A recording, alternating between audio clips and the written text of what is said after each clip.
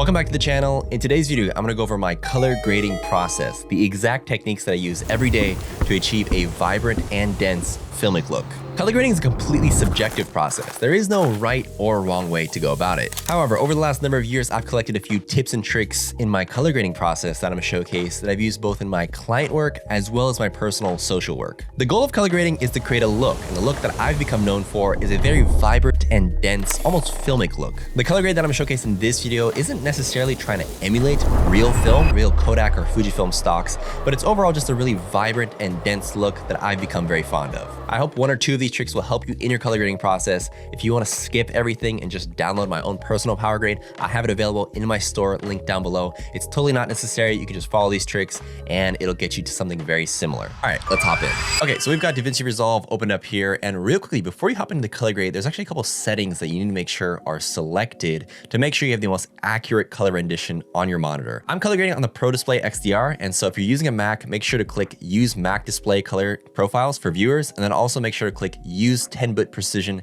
in viewers if available, and also automatically tag Rec 709 to Rec 709A. Click Save. Then additionally, in your settings, you're gonna wanna go to your color management and make sure that your color science is Davinci Y RGB. Make sure your time color space is Davinci Wide Gamut Intermediate. And then finally, output color space, Rec 709A. There are a couple great videos talking about why this color space and these color space transform tools are really important for, especially when you're color grading between Premiere Pro and DaVinci or between different devices. These settings I use for all of my clips, and it minimizes the color shift between softwares. Okay, so again, for this video, I'm just gonna go ahead and click and drag my color grade, and I'm just gonna talk through each node one by one. Now, if you're new to color grading in Davinci Resolve, nodes are basically just layers that are stacked on top of each other. It's kind of similar to Photoshop, but instead of like on top of each other, they're linear. So they go one by one by one, and you can click and drag and change these however. You can create nodes super easily, just right click, add a node, or you can press, I think it's Option S, and that'll create a serial node, which is a node that sits between two nodes. You can create a node before, you can create a random floating node. These little green arrows basically just dictate what the next step of this grade is. Now, I shoot all of my clips, as you can see here, this is log footage. Log footage is basically just a great way to utilize the full dynamic range of your camera. I shoot all of my clips in S-Log3 or S-Gamut3 Cine. And so the first thing I like to do is color space transform or get this to a base Rec 709. The way that I do this is basically just go in, you can do this through effects, just click and drag a color space transform and make sure your input color space and your input gamma match your output color space and gamma. In this case, we want to convert this to Rec 709 from Sony Gamut 3 Cine and Sony S-Log3. So basically, I'm just toggling this on and on with Command D. Basically, this just gets you to your starting point. And from here is where we're gonna create our look. So the first two things that I do on every clip is I like to create an exposure and white balance node. And right now, I'm just gonna go through exposure real quickly. Instead of going through the primaries and the color wheels, I like to first start off with the high dynamic range color wheels. This allows you to adjust your global, your highlights, your lights, your shadows, your darks, etc. I overexpose a lot of my footage in S-Log3. And so the first thing I like to do is just bring down my lights a little bit, as well as bring down my shadows. And I'm just clicking and dragging here on the exposure to bring these down and just get me a little bit closer to what I deem kind of normal for this clip. So we've got it to about here. The next thing I'll do is I'll go into my white balance in a separate node. And here, I'm just gonna go into my temperature and adjust the clip to what I feel fit. This clip is a little bit blue, and I like to get my clips a lot warmer. And so I'll just bring this to the right a little bit. And I'm going through these one by one, but later you can go back and adjust it and really fine tune everything. So we're just gonna roughly adjust this for now and come back to it later. At the end of my node tree, you have this contrast. You can kind of create this anywhere in your tree, but I just have this at the end. And in contrast, basically what I have is I have a curve that adjusts the shadows and highlights. And this is another way to get your exposure and your overall image looking somewhat normal. And so right now I just have just one point on this, and I'm just gonna click and drag around the bottom third here and just pull this down just a little bit. And already you can see before and after, it's almost night and day. We're getting our exposure really close to what I deem to be kind of like acceptable. A lot of people like to create S curves, and so they'll put another point here and bring it up. But what I find is that sometimes kind of like blows out your highlights, and you don't really want to blow out your highlights that much. So a lot of times I just like to click this right here and bring it down a little bit. Once you get your CST, your exposure, white balance, and contrast somewhat set, the next thing I like to do is I like to create an HSV node. And how you create an HSV node is basically you're gonna want to go ahead and right click this node, this new node that you've created. You're gonna want to go to your color space and you're gonna want to click HSV. You're then gonna go down to your channels and make sure that only channel 2 is selected, not channels 1 or 3. You're then gonna go into your primary color wheels and you're going to select gain, and you're just gonna crank this up. And I like to crank this up to a point where it doesn't look oversaturated, but it looks really dense. And I think it's about right here. So if you go before and then after, you can already tell that these greens are a lot more rich. The skin colors are again a lot more rich, and the overall image is very vibrant. We're gonna fine tune this later, but this is just a quick tip on how you create that really vibrant look. Once I've got my HSV node, then the next thing is I'm gonna go ahead and apply a LUT. Now, you can go ahead and create and apply any LUT that you see fit. So for instance, let me just create another serial node here. If you go through Davinci Resolve's effects, Davinci Resolve actually has a lot of built-in Kodak and Fuji kind of like recreation looks that you can go ahead and select as your LUTs. You don't necessarily have to use My LUTs for this step. You can use other LUTs that you download, but the LUT kind of is just where it gets you a little bit closer to that filmic look. For this example, let me just go ahead and use Kodak 2383D65. You're just gonna click and drag this. You can then go to your key input and just subtract the gain. And so again, if you just bring it up to, I would say like, let's go like 0.15. And so this is without, and that's with. It kind of overall increases the contrast as well as adjust the colors. So this is where you're gonna go back and you can go to your exposure and go back to your HDR and bring down the highlights a little more and maybe bring up the overall exposure of the image so you can compensate for that new LUT being applied. I'm gonna go ahead, of course, and use one of my LUTs. So I'll go ahead and use daylight for this, and I'm gonna go into my key here, and I'm actually gonna decrease the output and bring it up to, let's go like 0.22, something like that. So that's without my LUT, and that's with my LUT. And already it's got a lot more punchy. The highlights are a little bit more orange, and it's overall feeling a lot more warm. Okay, so you've noticed we've gotten here pretty quickly. We've just got color space transforms, we've got white balance, we've got an HSV node to really crank up that density. We've got a LUT, and then we've got a contrast node. The next thing that I like to do is I like to go ahead and adjust the color tones of each color. Now, the way that you do this now with Davinci is really easy. I have a node here that's called skin, but what skin is basically just a color slice node. So the color slice tool, I've made a whole video about this. I'll link it as well down below. But the color slice tool basically allows you to adjust the density and saturation of any color in your image. Here, you can adjust the density and the saturation of any color in your image. And so a lot of times, the first thing I like to do is go to my skin tones, and I like to bring the density down a bit actually in this one, and maybe the saturation up a little bit. And then I'll go to my greens and I'll play around with the density. Sometimes I like it stronger or lower. For this one, I'll bring it lower and bring up the saturation. Same with my yellows. A lot of times the yellows in green images are pretty pronounced. And so for this one, I'm just gonna bring it down on the density, bring up the saturation. You could completely change the hue to make it like super green if you wanted to. And then for my pants, I think my pants are actually a little bit too magenta. They're a little bit brown, but let me bring up the density and bring down the saturation of blue and cyan in this image specifically. I guess my pants are technically red, but I'll just leave that be for right now. This is without it, this is with it. Very subtle changes, but depending on your image, these can be really major changes, so they can help you adjust your look even further. Before we head into the next section, let me take a second to thank the sponsor of today's video, Epidemic Sound. Now in filmmaking, you'll know that color grading is extremely important to create a specific look. However, the other half of filmmaking is the sound design, specifically the music and sound effects you choose to accompany your clips. This is where Epidemic Sound comes in super clutch. Epidemic Sound has a huge library of both music and sound effects. All the music that you've listened to in this video and some of my favorite YouTube tracks are from Epidemic Sound. One of my favorite features is their ability to integrate with specifically Premiere Pro. Their plugin allows you to quickly browse and select not only music, but sound effects that accompany your clips for your films. I've actually got a fun playlist that I've curated that's called Gaku's Selects. I'll link it down below, but it's got some of my favorite YouTube and commercial tracks. If you're interested in trying them out, click the link down below for a 30-day free trial. And again, if you're interested in the playlist that I use for all of my YouTube work, click the link in the description below. Thanks again to Epidemic Sound for sponsoring this video. The next two nodes are Grain and Filmic. Filmic is just gate weave. It's basically like mimicking gate weave from film, actual film emulations.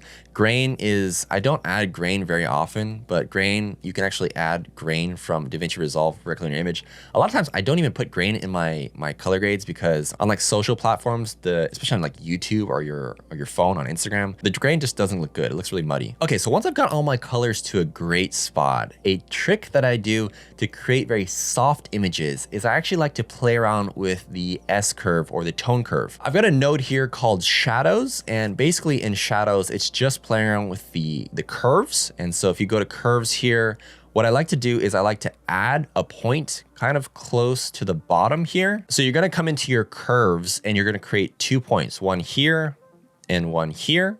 And basically what you're gonna go ahead and do is you're gonna go to your bottom left here and you're just gonna bring this up. And you're gonna bring this point up just to the point where it doesn't quite destroy your image. If you notice in your shadows, by bringing that bottom left point up, it'll actually kind of like soften the blacks and bring them not pure black, but they're kind of like a really dark gray. I really personally like that look. Some people might wanna skip this step, but this is just a tip for me to kind of like get my look a little bit softer. And so I'll just play around with the curves here. And I'll just bring this up to a point where if you go too far, it really destroys the whole grade.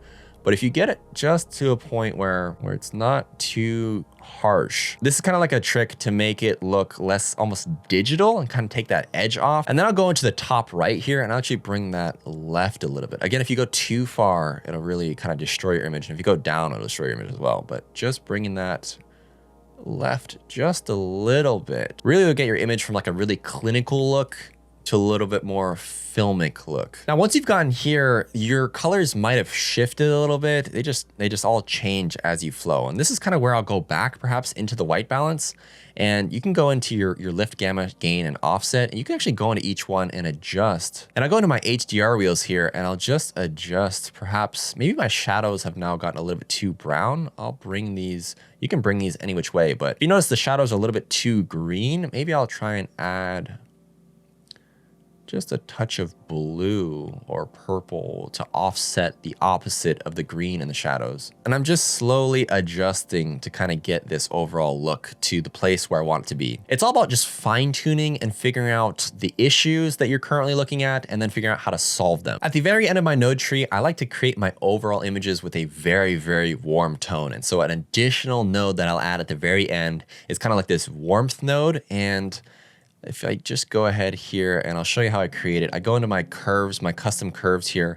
And then in custom curves, you'll see that Y has kind of like everything selected. If you just go to first red, I'm gonna just decrease this just a little bit. I'm gonna go into my greens next, bring this down even further. And then my blues, I'm gonna bring that all the way down to about here. Before and after, it's a very slight, subtle look, but this is kind of like an overall warming trick that I've learned from a friend that gives it that really kind of like warm, sunny look. Sometimes this doesn't work like during at night, but during daytime, this final step really helps to sell that overall kind of feeling. All right, so we've kind of gone over everything. The last thing that I like to add is a bit of glow just in the highlights. A lot of people like to add halation, but I don't really like the look of red halation. It looks a little cheesy, but I like to add a bit of glow in post. I don't like to add kind of like mist filters during the shoot, but I like to really kind of adjust it in the post. So in this node, basically what you're going to do is select just the highlights. And I'm just pressing Shift H here to show you what this node is affecting, but I'm just going to add a bit of glow in the highlights. And so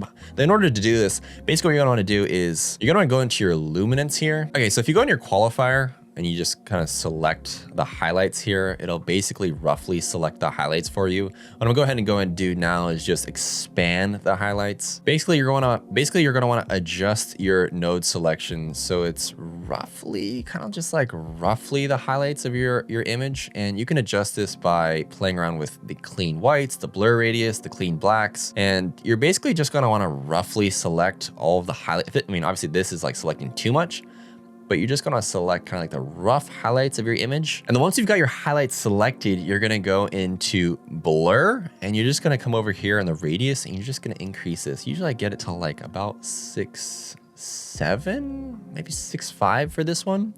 Clearly this is way too crazy. And what you're gonna wanna go ahead and do now is go into your key and change your output to like 0.2.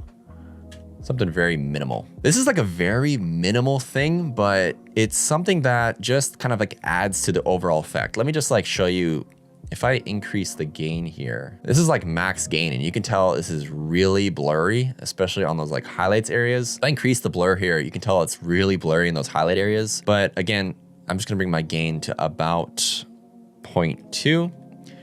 And then if you want, you can adjust your qualifier to like different areas. You can kind of just adjust your qualifier to different areas to make sure it selects the right areas. It's just an extra step to kind of help build that overall filmic look. And then sometimes, just to touch on this quickly, you can actually use like the denoise in DaVinci Resolve. Sometimes like if you shoot in low light, you need the denoise to get rid of noise reduction. I don't use it all that often because I don't feel like my footage is like that noisy, but sometimes I have it here. I just have it in my PowerGrade. So I just have it here in case you want to denoise your clips. You can use the built-in DaVinci Resolve to then denoise everything, and then go ahead and add your own grain and fine tune it however you want to. So yeah, this is basically how to create your own PowerGrade. This obviously is the exact PowerGrade that is available in my store that you can just kind of click and download and drag and drop onto any clip. But if you want to recreate this, awesome. But once you've figured out your grade and you like the look of it, the next step is to right click and grab still. Still is basically just gonna get a screenshot. It's basically gonna take this grade and save it for you. And my folders are full of like hundreds of different PowerGrades and looks that I've created from different projects. I just have these so that anytime I want to like recreate a look, I just go on my PowerGrade, click and drag, and then I've got that look ready to go. Let me go over quickly 2 other clips to show you the exact workflow. So once I have my look, I'm just gonna click and drag it onto my clip. Typically I'll just click and drag it, and then I'll just look and see what I need to adjust. So obviously for this one, the exposure is way off. So let me go ahead and the exposure. I brought down the light on this way too far. So I'm gonna bring the light up. I'm gonna bring the overall exposure up as well, just to a point that we can get. And then for this one, I feel like the shadows are crunched a little bit too much as well. So I'm gonna go into my curve here, and I feel like this is crunched a little bit too far. So I'm gonna just adjust my S curve here a little bit. The overall white balance again on this is a little bit off. So I'm gonna bring this a little bit more blue and maybe adjust the tint just a little bit. Bring this green. Now we're getting somewhere. I'll bring this even more towards the blue. And then for this one, I might just go through my other LUTs here and see kind of what I really like. And for this one, I kind of like vintage. So I'm gonna bring my key output, and I'm gonna bring this to about 0.3. I'm gonna go into my HSV and see if I can't kind of increase the overall depth of everything. And again, I feel like my shadows are a little bit too crunched still. So let me just go in here and bring this down. Some clips you can just play around with the curves here to kind of get it to a look that you like. I'm feeling something like that. That's before and after my curves adjustment. And for this clip, actually, it's actually looking a little noisy. So I'm gonna just go in my denoise, and I'm actually gonna just slightly denoise this. And I don't know if you can tell on your monitor if that's denoising and all, but just slightly denoise it. And I feel like this clip is already really close. I might actually remove the final warmth for this one and go to my contrast here and just adjust it a little bit more. And this is kind of just like my workflow for everything. I'm just gonna go ahead and grab a look that I already have, click and drag it on top, and then just adjust it based on like my eyeball. I'm just gonna go into my skins here and adjust kind of the density of everything. His skin is a little bit dark, so I'm gonna bring this down a little bit. And yeah, I'm kind of liking the overall look of this. It's feeling pretty good. So once I've got that kind of created, I'm just gonna right click this and grab still. And now I have kind of like a night look, and I have a daytime look. Obviously, if you look between the two, they don't work on every single clip. The daytime look that I've just created, obviously is not gonna work on this nighttime clip, but this nighttime clip, if I go to my previous clip clip here and I click nighttime, obviously it's way too overexposed and the color balance is all off, but this is how you create two looks kind of with the same general outline, just tweaking basically the exposure, white balance, and then kind of playing with the shadows. One more clip for you here. This is another daytime clip. I'm hoping the daytime kind of look works, not really, but the nighttime look actually works really well on this. And so surprisingly, the night LUT or night kind of like still works great on this clip. So I'm already loving how the colors are kind of like super vibrant and rendering out. The exposure, the highlights are a little bit high. So I'm gonna bring down the light on this, and to compensate, I'm gonna bring the overall global up just a tad here, as well as the skin looks a bit oversaturated, a little dark. So I'm gonna bring down the skins just a little bit. And I'll bring down the density quite a bit. And overall the white balance as well. I'm gonna bring this just a touch warmer. And I'm gonna add back in that warmth at the very end. And here we've got a pretty good solid look. The reds look a little dense as well. So I'm gonna go back to my reds here. And if I bring down my reds, the density is way too strong. I'm gonna bring down the saturation a little bit and bring down the density quite a bit. And as you can see here, it was looking, this kind of like mellows out everything and makes it look a little bit more realistic. And yeah, so that's a really quick workflow on how I go from basically one color grade or one look created, I get another still, grab it, and then I just play around. And over time, you're gonna create literally like hundreds of these looks, these power grades, and you're gonna have a great collection. And then that's how I go about color grading really quickly through hundreds of clips for all of my projects. And that's it. That's the entire color grading workflow that I use for all of my client and personal work. I don't color grade every single clip from scratch. I like to use the stills or the saved power grades that I have in my library from previous clips that I've graded, previous projects, and I'll just pick things that sort of match and then go ahead and tweak them and typically find something that works really well. If you have any questions on any of the steps of this color grading process, or if you have any recommendations or tips that'll help better streamline this specific process, feel free to leave them down in the comments below. It'll help everybody in the community. Again, if you want this exact look really streamlined really quickly, just download the PowerGrade or my LUTs linked down below in the description. It's a great help to the channel and I really appreciate it. Thanks again for watching to the very end, and I'll see you guys in the next one.